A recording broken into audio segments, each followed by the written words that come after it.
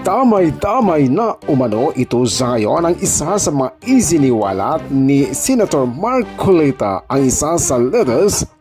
Panunan pa natin, ako si Kudenter TV. Matukoy yung tunay na mga proponents para po yung walang kasalanan ay hindi po nadadamay.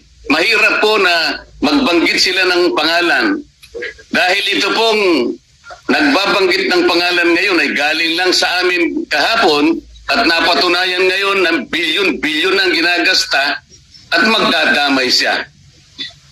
At meron pong nag-text sa akin sa magitan ng emisary ng abogado ng Diskaya, Mr. President.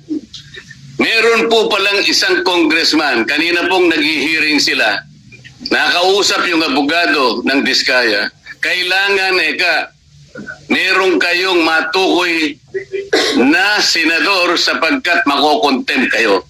Nasa akin po yung text message, Mr. President. Sa mga tweet, gusto lang nilang magpangalan. Hindi po mabuti yun. Kailangan po, sa tulong na rin po ni Senator Lacson, total naumpisan na yung mga contractors, naumpisan na itong mga kawani at opisyalis ng DPWH na talagang kandidato na po talaga sa impyerno.